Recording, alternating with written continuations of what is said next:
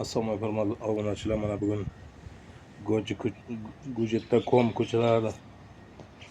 ko'chatlari haqida video boshladik.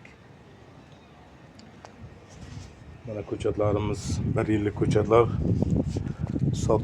Sotuvi ham oxirlashib qolyapti. Bu ko'chatlarni ekishdan maqsad nima? Bu ko'chatlarni ekkaningizdan keyin masalan Go'jetda.com mevalarini qayta sotib yotmaysiz. Bu shifo baxshligi ham qimmatligiga nisbatan natijasida ular sizda doimiy uyingizda bo'ladi. Buni ekkandan keyin mevalardan foydalanishga keladigan bo'lsak, buni doimiy foydalanish kerak. Uyingizda bir ikkita ko'chat bo'lgandan keyin buni oilaviy iste'mol qilish kerak. Bu oilaviy sog'lom yashash uchun. Buni kuniga 2 marta iste'mol qilinadi. Ertalab ovqatdan 15 gram, obedga ovqatdan 15 gram. Kechga iste'mol qilinmaydi.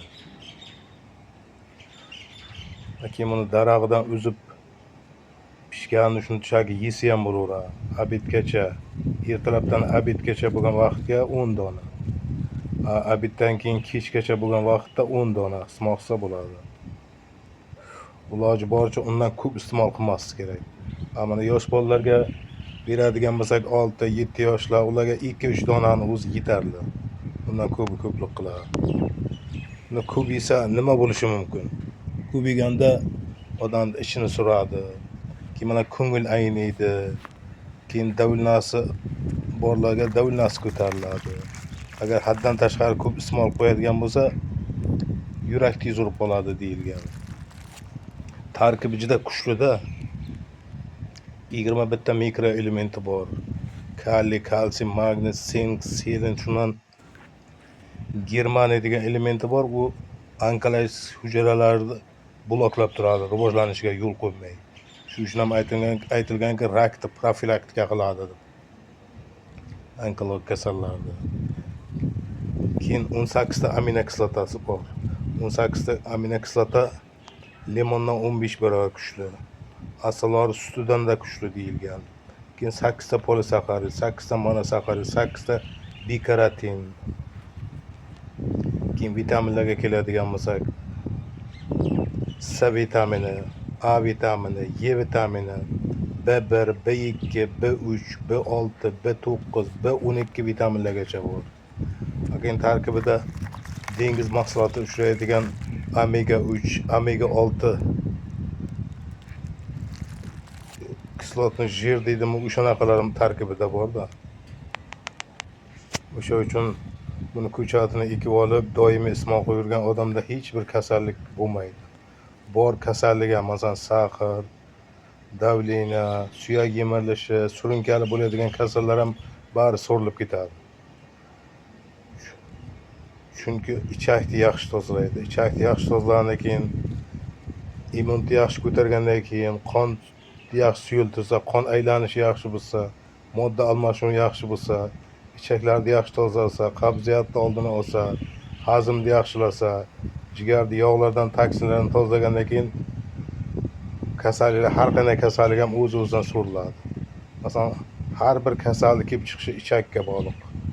Ichakda bir tiqilish bo'ldimi, ichakda zaharlanish bo'ldimi, mana sahar ham kelib chiqadi, davilnasi ham, suyak yemirilishi ham, yurak yetishmovchiligi ham, insuli ham, infarkti ham, bari shu ichakda.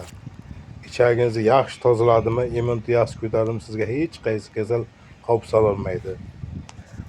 O'sha uchun buni ikkitagina darag'idan ekib olib, doimiy iste'mol qilib yurgan odam doim sog'lom yashaydi. Oilaviy sog'lom bo'ladi. O'sha uchun har bir xonadonda ikkita dona niholi ko'chati darag'i o'sishi shart. Shunga qiziqingizlar, mana kommentariyada yozingizlar. Mana iste'mol qilib yurganlar, sizlar ham yozingizlar. Menga ko'p qo'ng'iroqlar bo'lishyapti-da, bu iste'mol qilib yurgan shaxslardan.